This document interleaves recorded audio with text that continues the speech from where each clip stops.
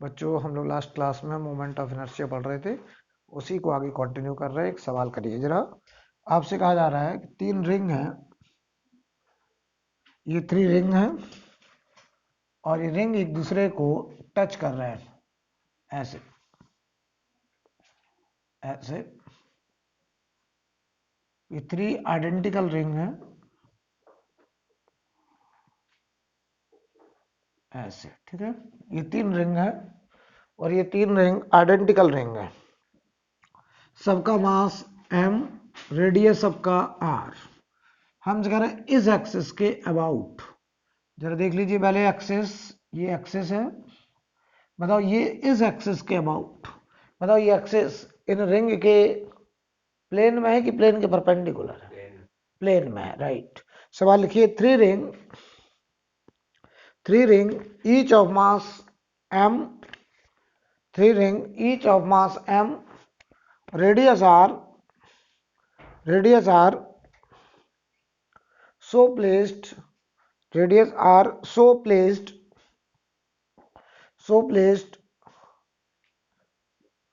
that they touch each other, so placed they touch each other, find radius of gyration about the axis as shown,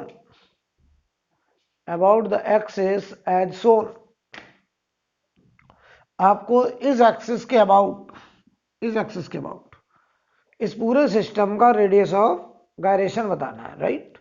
तो क्या तरीका बताया था मैंने? सबसे पहले जो एक्चुअल मास डिस्ट्रीब्यूशन है उस पूरे का मोमेंट ऑफ इनर्शिया इस एक्सिस के अबाउट बनाइए। बताओ कितना आएगा?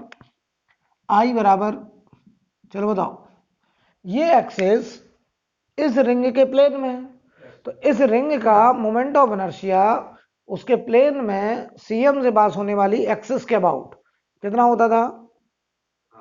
Half M R square. बहुत बढ़िया।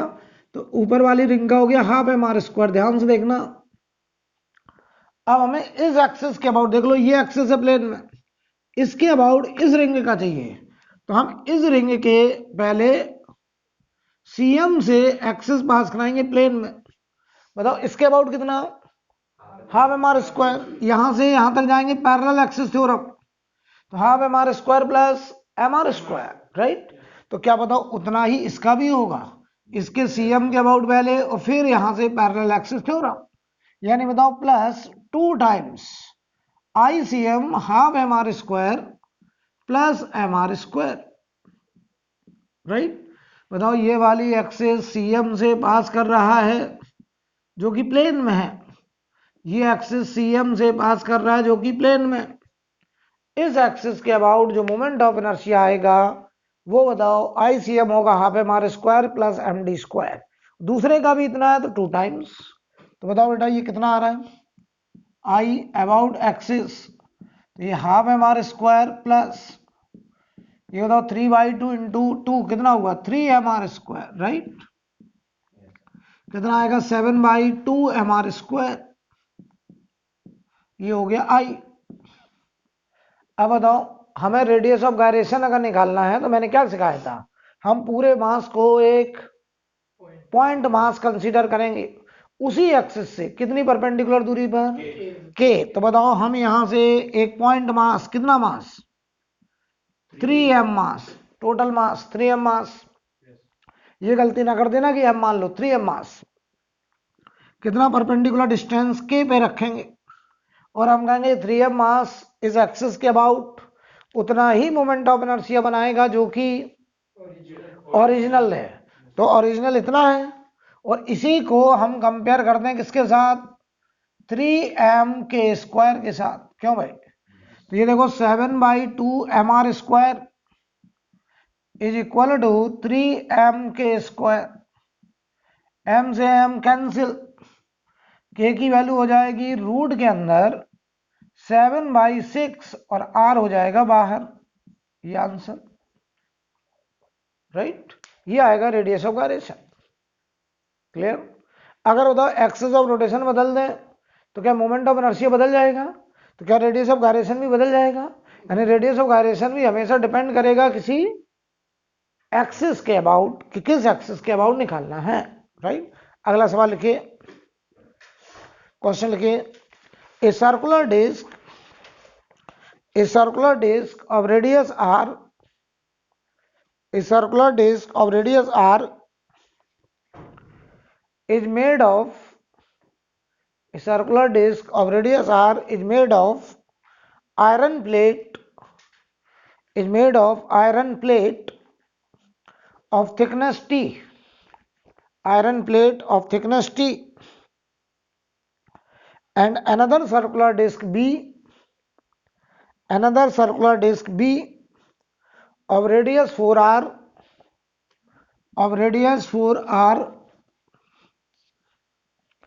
is made of iron plate,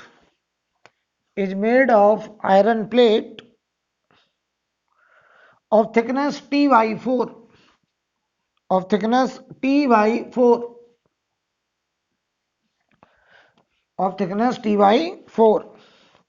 आगे लिखें, find ratio of moment of inertia,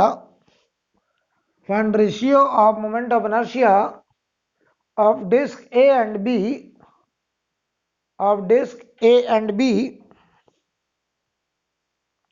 about an axis passing through center and perpendicular to the plane,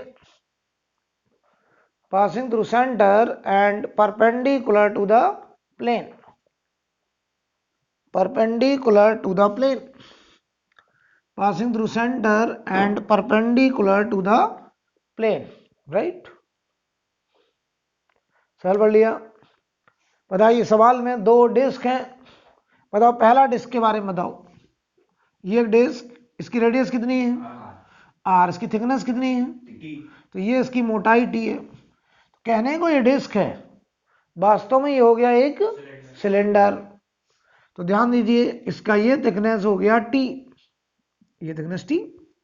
तो बताओ जरा तुम मुझे, यहाँ पे जो मास है, यहाँ पूरे मास फैला हुआ, तो ये मास बताओ किस में फैला है? वॉल्यूम में। तो यहाँ कौन सी डेंसिटी? रो, वॉल्यूम मास डेंसिटी। तो हमने मान लिया, अच्छा बताओ ये आयरन का है, तो आयरन की डेंसिटी हमने मान ली रो है, डेंसिटी ऑफ आयरन को रो बोल दिया, ठीक है। हम मोमेंट ऑफ इनर्शिया निकालने जा रहे हैं इस एक्सिस के अबाउट, जो कि सेंटर से पास कर रहा है प्लेन के परपेंडिकुलर, ये वाली एक्सिस, ठीक है। तो बताओ, यही तो सवाल में कहा गया, उस एक्सिस के अबाउट जो कि कहां से पास कर रहा है? सेंटर से, प्लेन के परपेंडिकुलर। तो बताओ, चलो भाई, सबसे पहले तो मास बताओ इस डिस्क का क्या होगा? ma। तो रो इंटू वॉल्यूम, बताओ क्या होगा? पाई r स्क्वायर h की जगह t। ये हो गया डिस्क ए का मास, तो बताओ भाई, अगर हम इस एक्सिस के अबाउट मोमेंट ऑफ इनर्शिया लिखें आई ए बराबर, तो ये होगा half M R square, I A बराबर हाफ मास ऑफ ए होगा rho into pi R square into T into R square.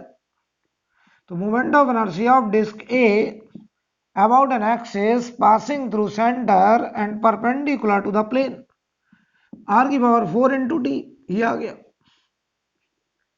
I ए। कहाँ पे भी? वॉल्यूम। रो क्या चीज है पहले बताओ? कौन सी डेंसिटी? तो डेंसिटी वॉल्यूम से मल्टीप्लाई करेंगे तभी तो मास बनेगा। कॉमन सेंस नाम की कमी क्यों पाई जा रही है? ये वॉल्यूम है भाई, ये टोटल वॉल्यूम, रो है हमारा वॉल्यूम मास डेंसिटी, राइट। चलिए, सिमिलरली दूसरा डिस्क के लिए बताओ, जो दूसरा डिस्क है उसकी रेडियस बोलो 4r, थिकनेस बोलो, डेंसिटी बोलो रो। डेंसिटी सेम होगी, क्यों? दोनों आयरन है, दोनों सेम मटेरियल है। अगर सेम मटेरियल का है तो डेंसिटी भी सेम होगी, राइट। तो बताओ भाई इसका जो थिकनेस हमें दिया है कितना दिया है, T/4। यहां पूरे में मास है,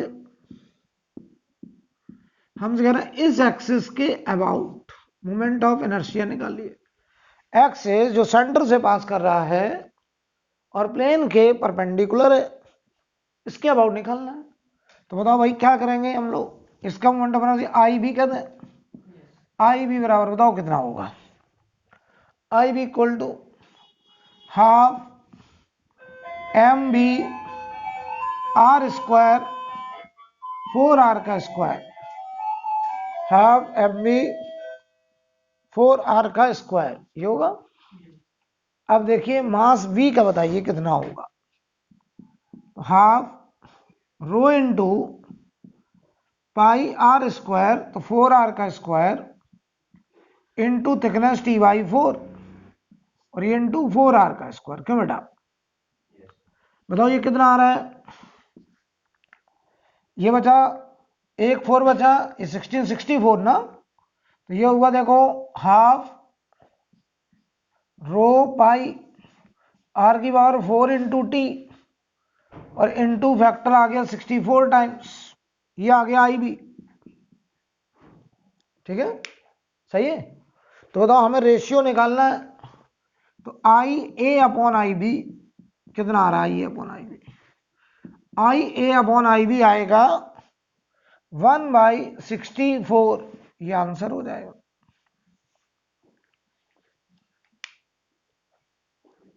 बताइए क्या एकदम क्लियर है।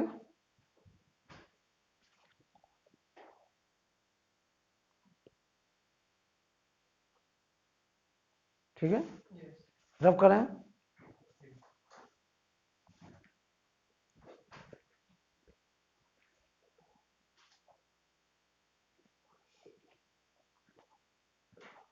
ठीक है,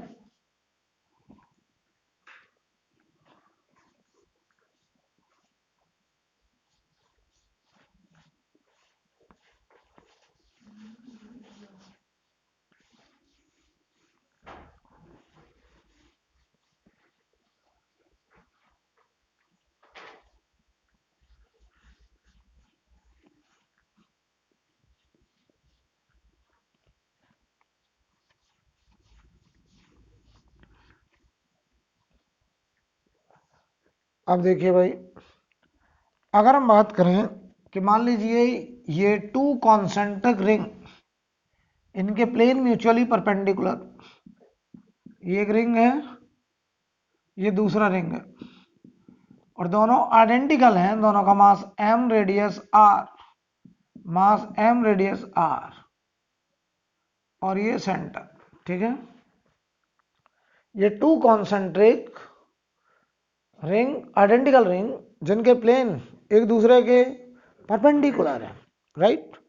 हमें इस एक्सिस के अबाउट, एक्सिस देख लो कौन सी है, बताओ ये वाली एक्सिस। अच्छा, तो अगर हम कहते हैं ये हमारा एक्स वाई प्लेन में है मान लो, तो लेकिन फोटो समझिए हम दिया नहीं है आपको, मान लो सब बोल दें ये एक्स जेड प्लेन है मान लो, और ये मान लीजिए हमारा वाई जेड प्लेन है, ये हमारा वाई जेड प्लेन है। क्लियर, हम कहें इस एक्सिस के अबाउट मोमेंट ऑफ इनर्शिया निकालिए, ये एक्सिस। तो बताओ ये एक्सिस है हमारी, अब कौन सी, वाई एक्सिस। तो जरा बताओ तुम मुझे, ये एक्सिस इस ऊपर वाली रिंग के प्लेन में है, नीचे वाली रिंग के प्लेन के परपेंडिकुलर है, राइट। तो बताओ इस एक्सिस के अबाउट अगर मोमेंट ऑफ इनर्शिया लिखना है तो बहुत आसान, बताओ नीचे वाले का मोमेंट ऑफ इनर्शिया।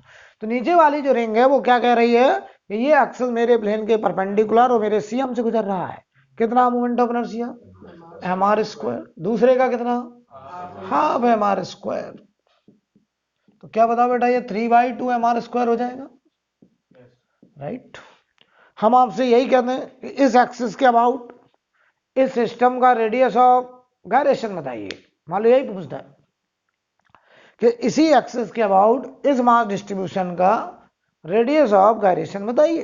तो क्या बोलोगे तुम, बोलो क्या बोलोगे, यहां से कितनी दूरी पर चले जाओ, के दूरी पर कितना मास, 2m मास, कितना परपेंडिकुलर डिस्टेंस के पर, और कहीं ये 2m मास उतना ही मोमेंट ऑफ इनर्शिया बनाए जो कि एक्चुअल मास डिस्ट्रीब्यूशन ने बनाया।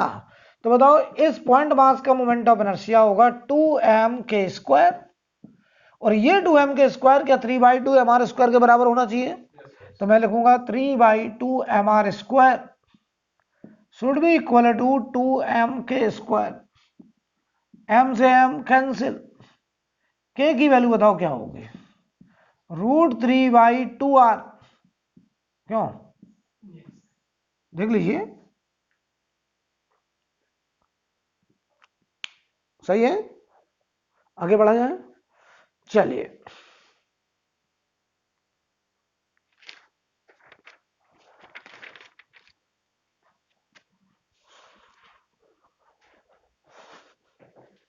हटाया जैसे, आगे देखिए,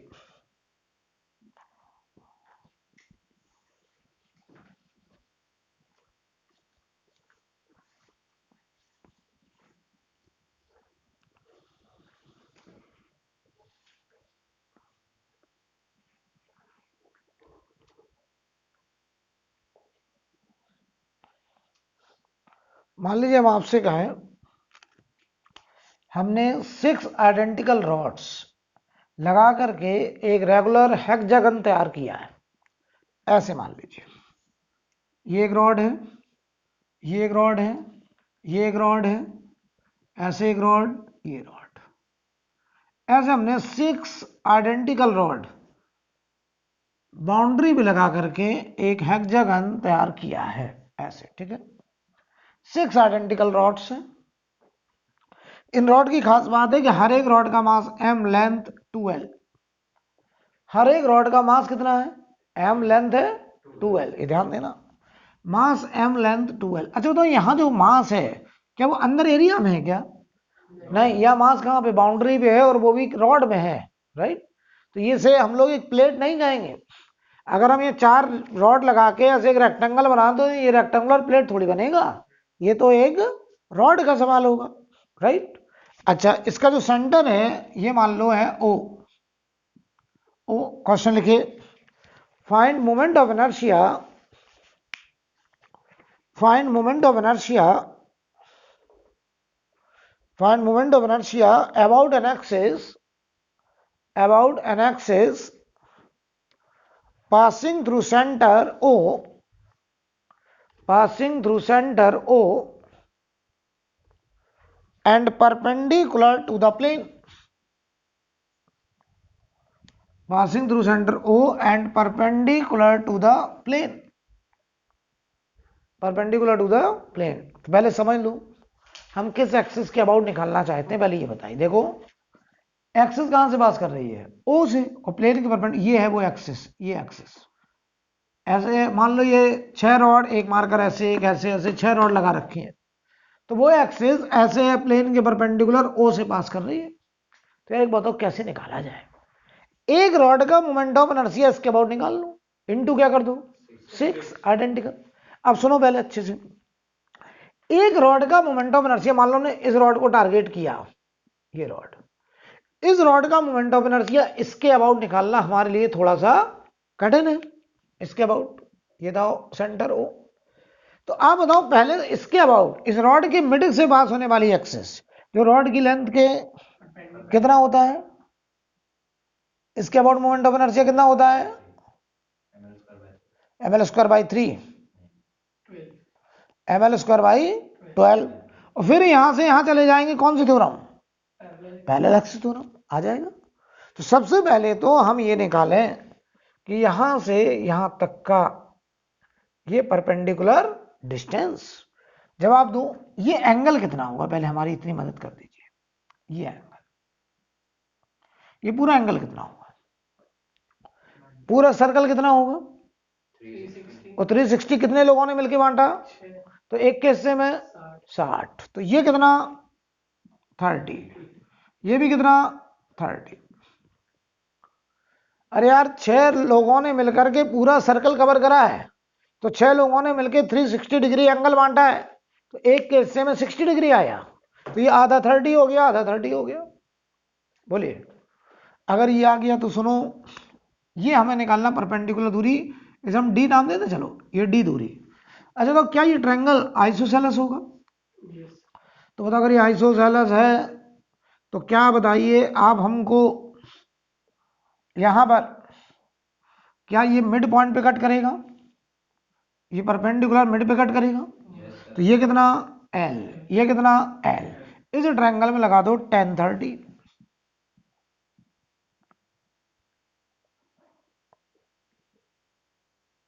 tan 30 बराबर क्या होगा? परपेंडिकुलर अपॉन बेस, तो परपेंडिकुलर एल, बेस है डी, तो ये हुआ देखो 1/√3, ये हुआ L/D। तो यहां से बताओ D बराबर √3L, D बराबर हुआ √3L।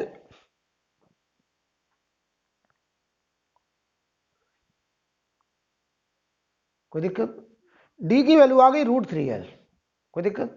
अब सुनना ध्यान से, अगर D आ गया √3L तो सुनिएगा, अब हम इसके रॉड के CM के अबाउट पहले मोमेंट ऑफ इनर्शिया लिखेंगे। तो देखो हम एक रॉड का O के अबाउट मोमेंट ऑफ इनर्शिया लिखने जा रहे हैं, इसके अबाउट देखना, इसके अबाउट पहले हम इसके CM के अबाउट लिखेंगे, तो ICM plus MD², parallel axis theorem लगा दिया। तो ये एक सिंगल रॉड का मोमेंट ऑफ इनर्शिया O से पास होने वाली एक्सिस जो प्लेन के परपेंडिकुलर है। तो बताओ ये कितना, M L की जगह 2L का square upon 12 plus MD², D कितना आया √3L का स्क्वायर। ये आया एक रॉड का मोमेंट ऑफ इनर्शिया O से पास होने वाली एक्सिस के अबाउट। तो ये कितना हुआ, ML² / 3 बचा, क्यों, प्लस 3ML², एलसीएम ले लो, तो 10/3 ML²। ये एक रॉड का मोमेंट ऑफ इनर्शिया O से पास होने वाली एक्सिस के अबाउट, ठीक। I1O है, ये I1O ऐसे लिख दे रहा हूं। लेकिन बताओ हमको निकालना है सारी रॉड का, तो एक का अगर आ गया तो दूसरे का उतना, तीसरे का उतना, इनटू क्या कर दो 6, तो I about O 6 times of I1 about O। तो बताओ आंसर 6 इंटू 10/3 ML², कितना आंसर आ गया भाई, 20 ML², ये आंसर। बोलिए कोई दिक्कत? नोट करें,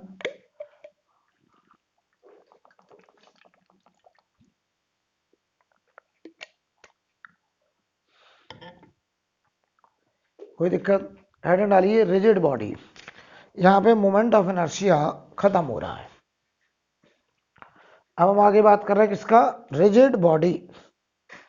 रिजिड बॉडी नाम से समझ में आ रहा है, रिजिड बॉडी क्या मतलब हुआ रिजिड बॉडी का भाई? कोई तुमसे कहा रिजिड बॉडी को डिफाइन करिए, कैसे डिफाइन करेंगे, क्या बताइए, सोच लो, तब तक हम बोर्ड साफ कर रहे हैं, सोच लीजिए।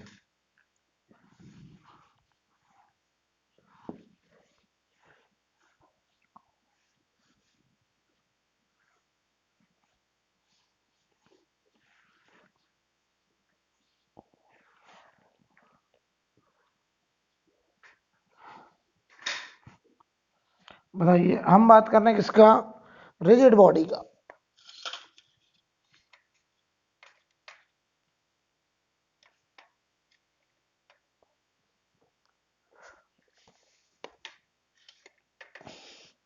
बताइए रिजिड बॉडी का,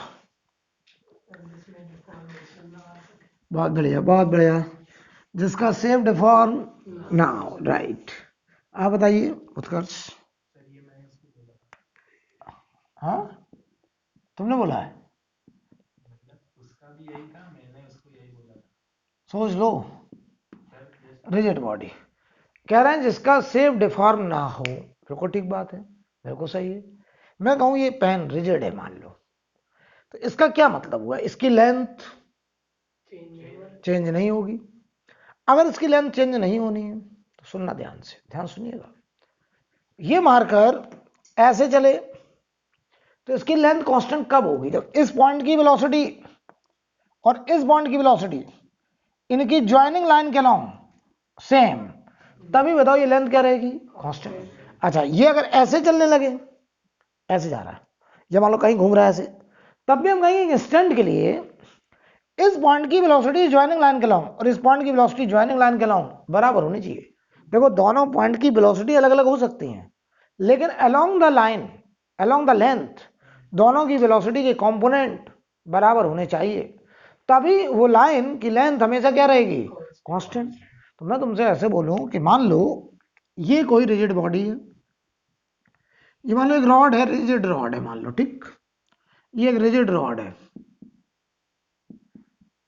ये एक रिजिड रॉड, हमने यहां पर एक पॉइंट ले लिया ए पॉइंट और यहां पे एक पॉइंट ले लिया हमने बी पॉइंट, ठीक। ए पॉइंट की जो वेलोसिटी है मान लो ऐसे, ये ए पॉइंट इधर की तरफ जा रहा है वी ए से, और ये एंगल है मान लो अल्फा, और बी पॉइंट मान लो इधर की तरफ भाग रहा है वेलोसिटी बी से, और ये एंगल है मान लो बीटा, ठीक। तो बताइए भाई, अगर हम कहें ये रिजिड बॉडी है तो क्या कंडीशन होनी चाहिए रिजिड बॉडी के लिए, या हम कहते हैं वी ए और वी बी में क्या रिलेशन होना चाहिए। तो सुनिए ध्यान से, अगर रिजिड बॉडी है तो बताओ ये लेंथ यहां से यहां तक की लेंथ, ये लेंथ क्या रहनी है, कांस्टेंट, और ये लेंथ कांस्टेंट तभी होगी जब इस लेंथ के अलाउंग दोनों की वेलोसिटी के कंपोनेंट बराबर। तो बताओ इधर इसका कंपोनेंट कितना होगा, वी ए का कॉस अल्फा, इसका बताओ इधर component V B cos beta. तो सुनो ध्यान से यार, ये लेंथ कांस्टेंट तभी होगी जब ये पॉइंट इस लाइन के लॉन्ग अगर 10 मीटर पर सेकंड से भागे तो पीछे वाला 10 मीटर पर सेकंड से ही पीछा करे, तभी तो वो लेंथ क्या रहेगी। तो क्या कंडीशन आ गई कि V A cos alpha should be equal to V B cos beta, यानी रिजिड बॉडी का कंडीशन हो गया कि किन्हीं भी दो पार्टिकल को ज्वाइन करने वाली लाइन के अलोंग दोनों की वेलोसिटी के कंपोनेंट बराबर होना चाहिए, राइट। तो आप चाहें तो यहां लिख सकते हैं for rigid body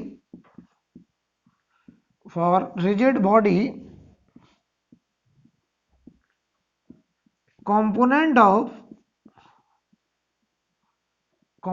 of velocity of both particle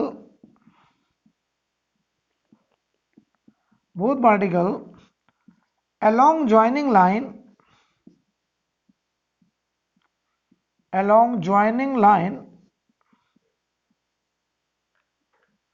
remains same,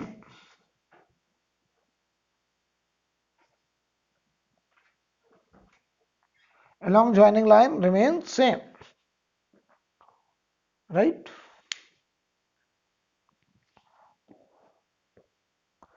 अगर किसी बॉडी को रिजिड बॉडी है तो हम कहेंगे कि ज्वाइनिंग लाइन के अलोंग उनकी वेलोसिटी के कंपोनेंट बराबर होने चाहिए,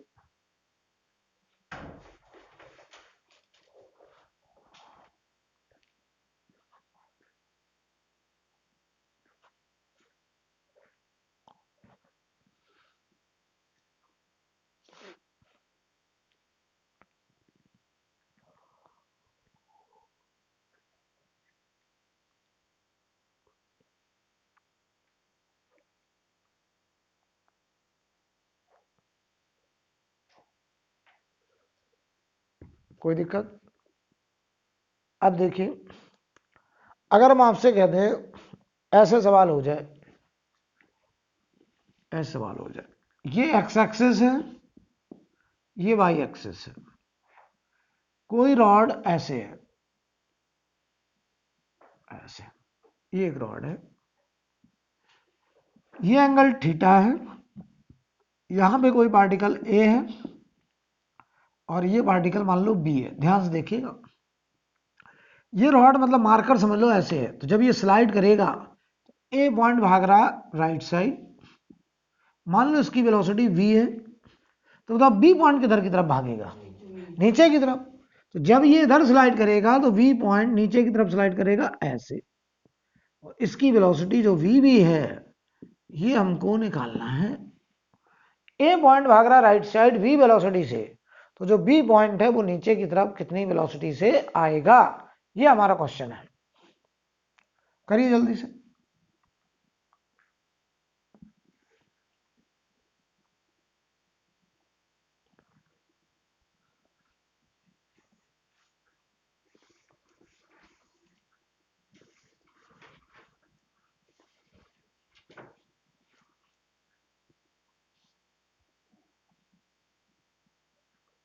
ठीक है,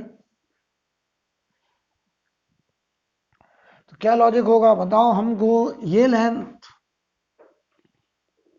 लेंथ क्या रखनी है, कांस्टेंट। और अगर ये लेंथ कांस्टेंट रहनी है तो ये तभी कांस्टेंट होगी जब इस लेंथ के अलोंग दोनों की वेलोसिटी के कंपोनेंट बराबर। तो बताओ इस लेंथ के अलोंग, ये देखो इनको ज्वाइन करिए पार्टिकल को, ये ज्वाइनिंग लाइन इस लेंथ के अलोंग ये थीटा होगा, इधर कंपोनेंट आएगा v cos थीटा। ये एंगल बताओ कितना होगा, ये बताओ कितना होगा, 90 माइनस थीटा। ये थीटा है, ये 90 माइनस थीटा, राइट। तो बताओ बेटा इधर की तरफ कंपोनेंट कितना आएगा, वी का cos 90 minus theta, right. Clear है। अगर रिजिड बॉडी होना है, अगर रिजिड बॉडी होना है तो हम बोल देंगे किन्हीं भी दो पार्टिकल को ज्वाइन करने वाली लाइन के अलोंग दोनों पॉइंट की वेलोसिटी बराबर। तो इधर देखो जो v cos थीटा होगा ये बराबर हो जाएगा v sin थीटा। तो वेलोसिटी ऑफ पार्टिकल b हो जाएगा v cos अपॉन साइन हो गया cot थीटा। ये आंसर होगा। बोलिए।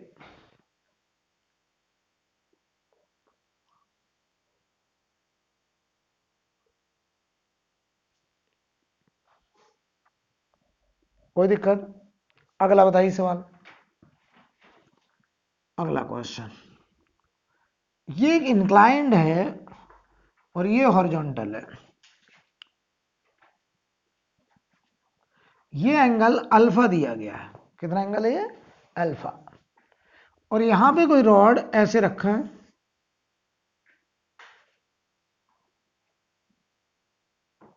ऐसे ऐसे रॉड एक रखा है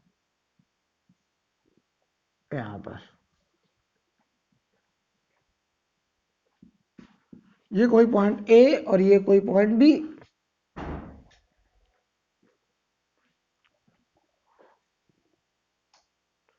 ये पॉइंट ए है, वो पॉइंट बी है, ठीक है। बताना ये एंगल आपको थीटा दिया, ये वाला एंगल, ये एंगल थीटा दिया, ठीक। तो बताओ ये जो ए पॉइंट है वो इधर की तरफ स्लाइड कर रहा है हॉरिजॉन्टली, कितने से, बी नॉट से। तो जो बी पॉइंट है बताओ वो क्या इस इंक्लाइन के अलोंग नीचे की तरफ आएगा, ऐसे। ये हमको बी वी निकालना है, ये हमारा क्वेश्चन, ये हमारा क्वेश्चन। हमारा लॉजिक क्या होगा, इन दोनों पॉइंट को ज्वाइन करने वाली लाइन के अलोंग दोनों की वेलोसिटी के कंपोनेंट बराबर हो जाने चाहिए, तभी बताओ ये लेंथ, ये लेंथ, ये लेंथ क्या रहेगी, कांस्टेंट। तभी हम कहेंगे ये बॉडी रिजिड बॉडी है, तभी हम कहेंगे रिजिड बॉडी है। बोलो ऐसा होना चाहिए, कोई दिक्कत है। अब सुनो बेटा, सुनिए। तो मैं तुमसे कहूं यहां पर जरा बताओ ये अगर थीटा तो ये एंगल कितना, थीटा। अगर ये थीटा ये अल्फा, ये कितना, बहुत बढ़िया, ये 90 माइनस अल्फा, ये कितना 180 माइनस अल्फा, तो बताओ ये कितना, वाह क्या बात है, इन तीनों का सम कितना होना चाहिए 180, तो ये होगा अल्फा माइनस थीटा, नहीं कोई दिक्कत। अब बताना उत्कर्ष, बताना इस वी नॉट का इधर कंपोनेंट कितना होगा, वी नॉट का कॉस थीटा, इस वीवी का इधर कंपोनेंट क्या होगा, इधर वीवी का कॉस अल्फा माइनस थीटा, ये हो जाएगा, होगा। अब अगर इस लेंथ को कांस्टेंट रहना है तो V naught cos theta should be equal to V V cos alpha minus theta, तो वेलोसिटी v होगी V naught cos theta upon cos alpha minus theta, ये आएगा हमारा आंसर बेटा, नोट कर लीजिए।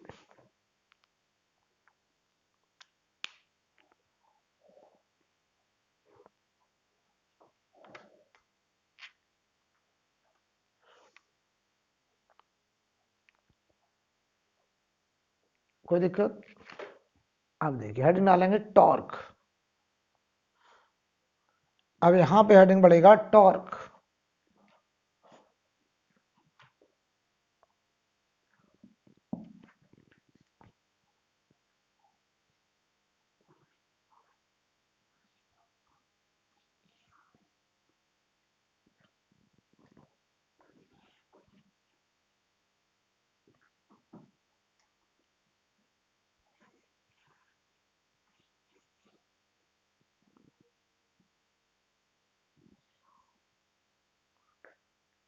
हेडिंग डालिए टॉर्क,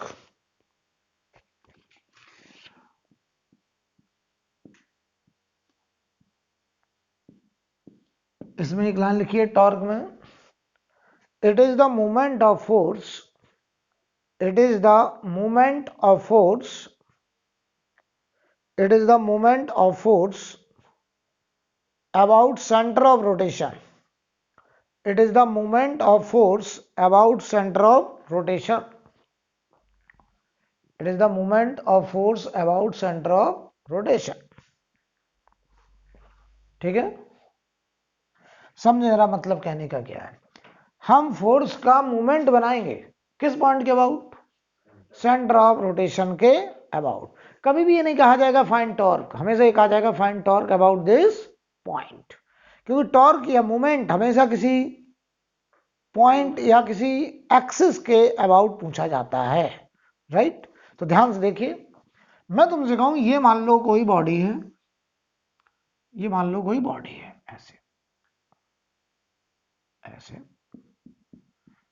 ये मान लीजिए कोई बॉडी है, ठीक, ये मान लो एक्स वाई प्लेन में कोई बॉडी है, ये कौन सा प्लेन है, एक्स वाई प्लेन हम ले रहे हैं, इसका नॉर्मल कौन होगा, जेड, नॉर्मल कौन होगा, जेड, राइट। ध्यान से देखिएगा, एक फोर्स हमने इस एक्स वाई प्लेन में इस बॉडी पर ऐसे लगाया, ये फोर्स है कितना एफ, जिस पॉइंट पे हमने फोर्स लगाया उस पॉइंट को हमने नाम दिया पी पॉइंट, क्या नाम दिया, पी पॉइंट। तो मैं क्या करके लिखता जा रहा हूं, पी क्या चीज है, P is point of application of force, P is point of application of force, तो जो पी पॉइंट है वो पॉइंट ऑफ एप्लीकेशन है किसका, फोर्स का, ठीक। इधर देखो, ये एक पॉइंट हमने लिया सी, सी, सी का मतलब समझो जरा, सी जो है that is the centre of rotation, centre of rotation, centre of rotation का मतलब है about which we have to calculate the torque, about which we have to calculate the torque,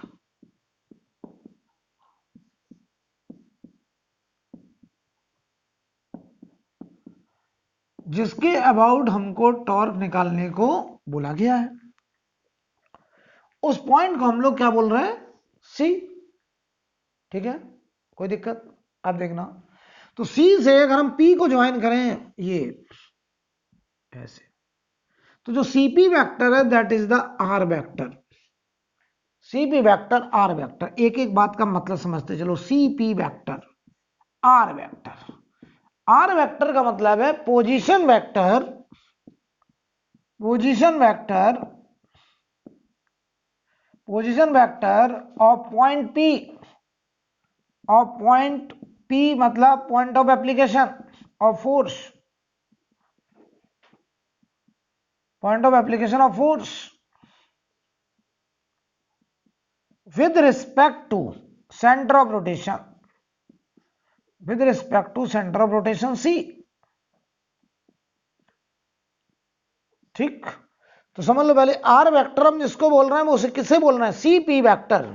CP का मतलब है कि सी से पी को ज्वाइन करने वाला वेक्टर। पी था हमारा फोर्स का पॉइंट ऑफ एप्लीकेशन, जिस पॉइंट पर फोर्स लग रहा, उसी वो पॉइंट है जिसके अबाउट हमको टॉर्क निकालना है। राइट, तो बताना जरा, अगर हम कहें इस पॉइंट के बाद, देखो एक्सेस समझ लो कैसी, इस पॉइंट का हमने एक एक्सेस ऐसे फंसा दिया, होल किया, देख लो अच्छे से, यहां हमने होल किया और ऐसे मारकर फंसा दिया ऐसे, ये हो गया एक्सेस ऑफ रोटेशन। अब हम यहां से एक फोर्स लगा रहे हैं, देखना बॉडी अब इस पॉइंट के बाद घूमने के लिए फ्री है। आप समझो हमने यहां पर एक ऐसे होल करके ऐसे एक्सेस डाल दिया, अब हम फोर्स ऐसे लगा रहे हैं, तो बताओ ये बॉडी को ये फोर्स किस सेंस में घुमाएगा, क्लॉकवाइज कि एंटी क्लॉकवाइज? एंटी क्लॉकवाइज, ऐसे घुमाएगा। बहुत बढ़िया, तो फिर सोचो एक उंगली समझ लो यहां लगाया और ऐसे हम एक फोर्स लगा दें तो ये ऐसे पलटेगा एंटी क्लॉकवाइज, तो ये इसमें एंटी क्लॉकवाइज स्पिन जनरेट करना चाहता है, तो जो टॉर्क आएगा वो एंटी क्लॉक आएगा। ठीक, अब याद करो अगर तुमने वेक्टर पढ़ा है कि मूवमेंट आर क्रॉस एफ, जहां जो टॉर्क होगा वो क्या होगा, आर क्रॉस एफ। ध्यान देना जरा, कभी भी हमें टाउ निकालना है तो टाउ हमेशा होगा आर क्रॉस एफ। ये टाउ किसके अबाउट निकालना है, सेंटर ऑफ रोटेशन। और जो आर वेक्टर है वो कौन सा वेक्टर है, सीपी वेक्टर, जिसके अबाउट टॉर्क निकालना, उससे ज्वाइन कर दो किसको, पॉइंट ऑफ एप्लीकेशन को, सीपी वेक्टर। तो ध्यान दो जरा, क्या हम इसको ऐसे भी लिख सकते हैं, tau about centre of rotation are F sine theta, are F sine theta, बोलो। और डायरेक्शन देखो जरा, बताओ एंटी क्लॉकवाइज। ठीक, अच्छा तो एंटी क्लॉक डायरेक्शन किसे कहते हैं पहले ये बताओ। अच्छा ये एंगल देखो थीटा, कौन सा एंगल ले रहा है, ये डायरेक्शन थी आर की, ये डायरेक्शन थी एफ की, तो ये एंगल थीटा है, ये हमारा आर वेक्टर है, ये हमारा एफ वेक्टर है। देख लीजिए, तो हमने ये थीटा माना है, ये थीटा आर और एफ के बीच में। ठीक है, बताइए भाई are F sign anti clock, अगर तुमने वेक्टर पढ़ा था तो जरा जवाब दो, आई क्रॉस जे, हम प्लस आई से प्लस जे की तरफ घूमते थे, आई क्रॉस जे क्या आता था, प्लस के। प्लस के का मतलब प्लेन के परपेंडिकुलर आउटवर्ड, तो यहां पर जो एंटी क्लॉक आएगा वो जिस प्लेन में ये आर और एफ है उनके परपेंडिकुलर आउटवर्ड, किस प्लेन में है, एक्स वाई प्लेन में, तो इसके परपेंडिकुलर आउटवर्ड कौन, प्लस जेड, तो प्लस जेड का मतलब प्लस के, तो इसे हम ऐसे भी लिख सकते हैं आर एफ साइन थीटा, और एंटी क्लॉक की जगह लिख दिया प्लस के, प्लस के। यार यहां प्लस के इसलिए लिख दिया क्योंकि हमने प्लेन कौन सा लिया, एक्स वाई, अगर यही वाई जेड प्लेन में होता तो एंटी क्लॉक का मतलब होता प्लस आई। राइट, कुल मिला के जिस प्लेन में है उस प्लेन के परपेंडिकुलर आउटवर्ड। तो बहुत सारे लोग देखो ये वेक्टर फॉर्म में लिखने का तरीका है, ये मैग्नीट्यूड, ये उसकी डायरेक्शन अलग लिख दी, इसको कुछ लोग और अच्छे से मॉडिफाई कर लेते हैं, कहते हैं आर साइन थीटा को देखो बेटा, आर साइन थीटा, यहां से अगर हम इस फोर्स की एक्शन लाइन पे एक परपेंडिकुलर ड्रॉ कर दें ऐसे, तो बताओ क्या ये आर हाइपोटेनस हो गया, तो ये जो परपेंडिकुलर डिस्टेंस होगी ये डी परपेंडिकुलर, क्या ये आर साइन थीटा होगी, तो आर साइन थीटा को बोल दिया परपेंडिकुलर डिस्टेंस, तो force multiply by perpendicular distance, और डायरेक्शन अलग से एंटी क्लॉक या क्लॉक, प्लस के या माइनस के जो भी है, ये बन गया tau about centre of rotation. Right, तो सुनो, वास्तव में टाउ वेक्टर होता आर क्रॉस एफ और आर होता CP vector. Point of application का position vector with respect to centre of rotation. जिस पॉइंट के अबाउट टॉर्क निकालना उससे हम फोर्स के पॉइंट ऑफ एप्लीकेशन को ज्वाइन करेंगे, सीबी वेक्टर निकालेंगे, उसे नाम देंगे आर, और आर क्रॉस एफ कर देंगे, हमें मिल जाएगा टाउ वेक्टर फॉर्म में, आई जे के फॉर्म में। या कई जगह अगर हम मैग्नीट्यूड अलग लिखना चाहते हैं, डायरेक्शन अलग लिखना चाहते हैं, तो उसका तरीका बना लिया कि टॉर्क का जो मैग्नीट्यूड होता है फोर्स में मल्टीप्लाई करो परपेंडिकुलर डिस्टेंस का, और डायरेक्शन अलग से बोल दो, क्लॉक या एंटी क्लॉक, प्लस के या माइनस के, जो भी है। राइट, नोट करिए। सर वो आर एफ साइन थीटा कहाँ से? Cross vector A cross B क्या होता था, mod A mod B sine theta, तो वही तो लिखा mod A mod B sine theta. और ईटा कैप और आता था, अब वो ईटा कैप होता था प्लेन के परपेंडिकुलर आउटवर्ड, या तो यहां तुमने कहा कि anti clock outward, simple vector. कोई दिक्कत है, जवाब दीजिए। अच्छा, एक बात और बता दें, जिस पॉइंट के अबाउट टॉर्क आएगा उसी पॉइंट के अबाउट इसमें अल्फा जनरेट होगा। क्या जनरेट होगा? अल्फा। जैसे एफ बराबर एम ए होता था, ऐसे टाउ अगर सेंटर ऑफ रोटेशन के अबाउट देखा है तो moment of inertia about centre of rotation alpha भी आएगा about centre of rotation. Tau बराबर क्या होता? I into alpha. जैसे एफ बराबर एम ए, वैसे टॉर्क बराबर I into alpha. I is moment of inertia. Tau जिस पॉइंट के अबाउट उसी पॉइंट के अबाउट मोमेंट ऑफ इनर्शिया, और उसी पॉइंट के अबाउट निकल के आएगा अल्फा। अल्फा का मतलब एंगुलर एक्सेलरेशन। एंगुलर एक्सेलरेशन क्या काम करता है? ओमेगा को बदलता है। अगर पहले से बॉडी घूम रही क्लॉक, अल्फा भी आ गया क्लॉक, तो ओमेगा को बढ़ाएगा। बॉडी घूम रही क्लॉक, अल्फा आ गया एंटी क्लॉक, तो ओमेगा को घटाएगा। राइट, चलिए एक सवाल लिखिए।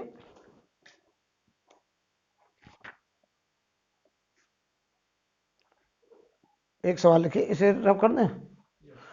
Find torque of force, find torque of force F vector equal to, find torque of force F vector equal to 3i cap plus 4j cap, 3i cap plus 4j cap plus 5k cap plus 5k cap Newton, plus 5k cap Newton about a point O, about a point O, about a point O with respect to which, with respect to which position vector, with respect to which position vector r vector equal to,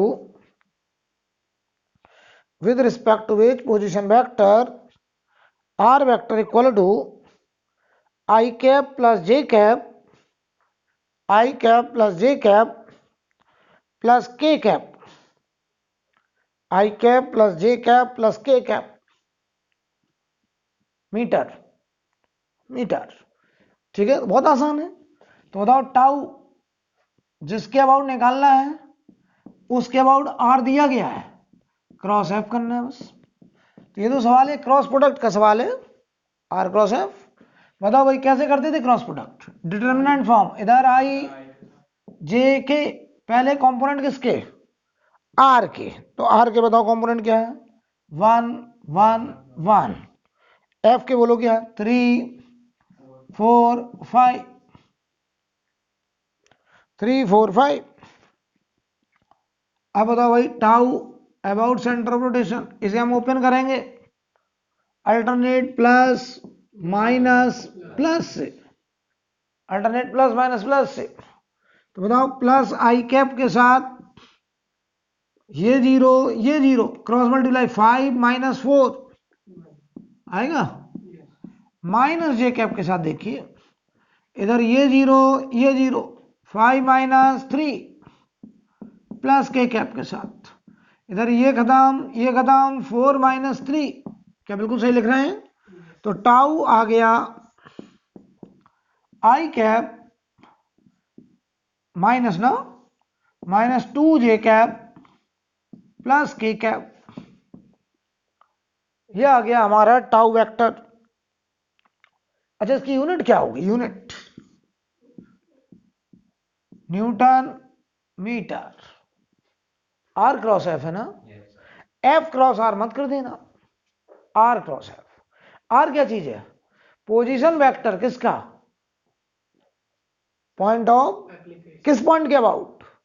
यानी CP vector रट लो अच्छे, CP vector is R vector, जहां पे C है centre of rotation, P है point of application.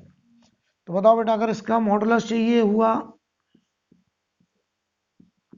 तो ये कितना हो जाएगा? रूट के अंदर 1 का स्क्वायर प्लस 2 का स्क्वायर प्लस 1 का स्क्वायर, क्या ये √6 आएगा न्यूटन मीटर?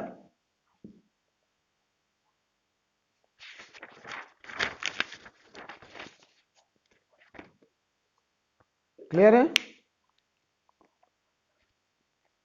कर लेंगे। अगला सवाल बताइए जरा।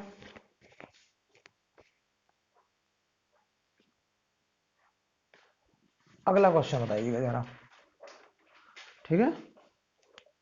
मैं तुमसे कहूं, ये मान लो एक एक्स वाई प्लेन है, ये एक्स वाई प्लेन है, कोई फोर्स इस पॉइंट पी पर, पी पॉइंट 3D में है जिसका कोऑर्डिनेट 2, 1, 3। अब देखो हमने बोर्ड पे दिखाया है, वास्तव में ये 3D में है, ये जेड हवा में है कोई पॉइंट ऐसे, ठीक है? कोऑर्डिनेट कितना इसका? 2, 1, 3। इस पर एक फोर्स लगाया जा रहा है और इस फोर्स का भी आपका वेक्टर है -2i plus 4j plus 10k, और एक पॉइंट है यहां पर, मान लो कोई पॉइंट नाम दे दें पी, बी पॉइंट रख दिया नाम, ठीक है? इसका कोऑर्डिनेट है 3, 4, 5। 3, 4, 5 ये बी पॉइंट है, ठीक है? ये पॉइंट भी हवा में है। Find torque of this force, find torque of this force about point B, find torque of this force about point B. हमें बी पॉइंट के अबाउट इस फोर्स का टॉर्क बताने को कहा गया है।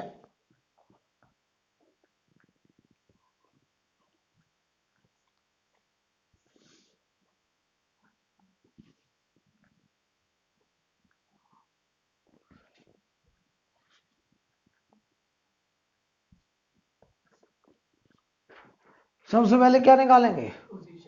Are vector. आर वेक्टर क्या होगा? पीवी की बीपी? बीपी, बहुत बढ़िया। यानी आर वेक्टर होता है सीपी वेक्टर। सी क्या होता है? सेंटर ऑफ, जिसके अबाउट टॉर्क निकालना है। यहां किसके अबाउट निकालना है? तो बी है हमारा सेंटर ऑफ रोटेशन, तो सी की जगह यहां बी मानना पड़ेगा। तो दिमाग में अच्छे ये ना रट लेना कि सी, जरूर थोड़ी हमेशा सी आ जाए। जिसके अबाउट टॉर्क निकालना उस पॉइंट का नाम है सेंटर ऑफ रोटेशन, तो वो यहां ये है सेंटर ऑफ रोटेशन। इससे हम ज्वाइन करेंगे फोर्स के पॉइंट ऑफ एप्लीकेशन को, जिस पॉइंट पर फोर्स लग रहा है। आर वेक्टर निकालेंगे। बताओ बीपी वेक्टर क्या आएगा? बोलो। फाइनल माइनस फाइनल कौन? पी। तो 2 में से 3 गया, कितना बचा? -1 i कैप। 1 में से 4 गया, -3j कैप।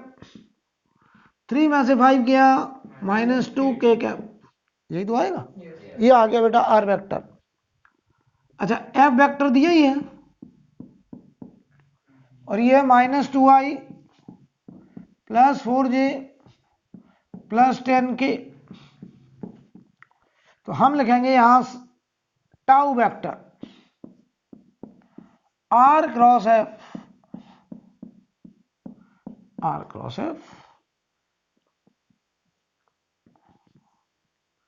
ये हो गया i j k, -1 -3 -2 -2 4 और 10।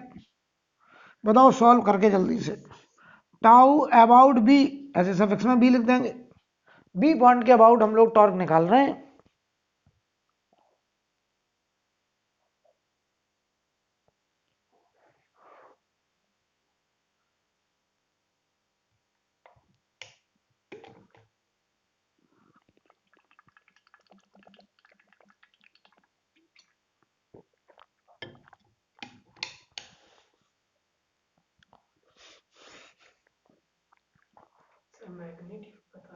नहीं वेक्टर फॉर्म में, यहाँ वेक्टर बताइए पूरा, तभी तो आई जे के ले रहे हैं हम। वेक्टर फॉर्म बताइए।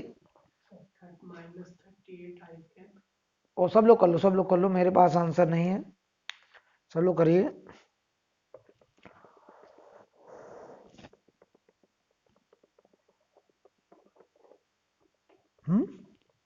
माइनस 22 आई कैप,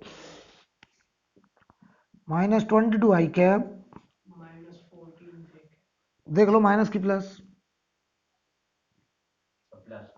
हाँ प्लस 14 जे कैप, और बताओ आगे बोलो, -10 के कैप। ये आंसर आना चाहिए, या आंसर होगा। यूनिट क्या होगी इसकी? Newton metre, answer right. Note करिए।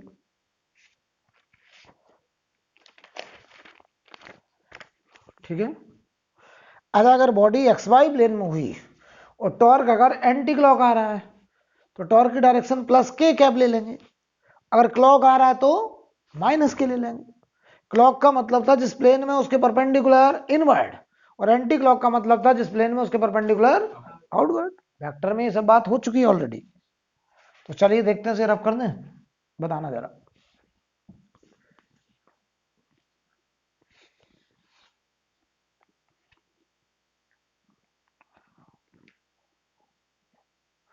क्योंकि अगर हमें सवाल में आर और एफ वेक्टर फॉर्म में नहीं दिए हैं तो हम लोग फिर आर क्रॉस एफ थोड़ी करेंगे।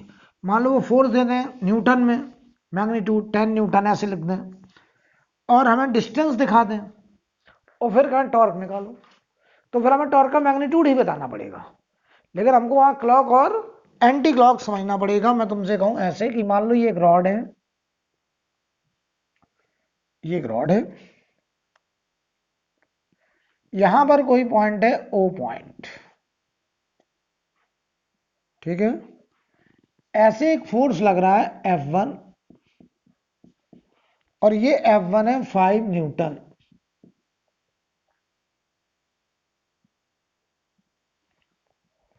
और ये है 1 मीटर।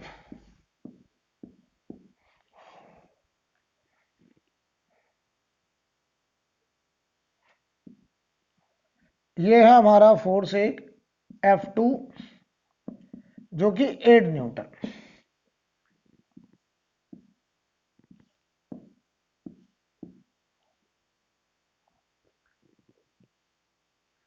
और ऐसे एक फोर्स लग रहा है F3, और ये मान लो है 10 न्यूटन। कितना? 10 न्यूटन। अच्छा एक मिनट, इस फोर्स को हम ऐसे करने की बजाय ऐसे कर दे रहे हैं, ऐसे एक फोर्स लगा दे रहे हैं F2, और ये है मान लो 10 न्यूटन, और ये एंगल दे रहे हैं चलो 37 डिग्री, ठीक है, 37 डिग्री। लेकिन find torque about point O, find torque about point O. आपको ओ पॉइंट के अबाउट टॉर्क निकालना है, ओ पॉइंट के अबाउट टॉर्क निकालना है, ठीक, क्लियर। तो चलो भाई हम लिखने जा रहे हैं, ध्यान से देखना। ओ पॉइंट के अबाउट टॉर्क निकालने के लिए आप एक एक्सिस यहां फंसा दो, ऐसे देखो ऐसे। अब देखना कॉमन सेंस, टॉर्क का मैग्नीट्यूड क्या होता था? फोर्स इनटू परपेंडिकुलर डिस्टेंस, और डायरेक्शन अलग से देख लेते क्लॉक या एंटी। तो ध्यान दो, अगर हम एक एक्सिस यहां फंसा दें और इस रॉड पर एक फोर्स ऐसे लगा है ऐसे, तो ये रॉड इस एक्सिस के अबाउट घूमने को लिख रही है, और हम ऐसे फोर्स लगाए तो बताओ ये किधर घुमाएगा?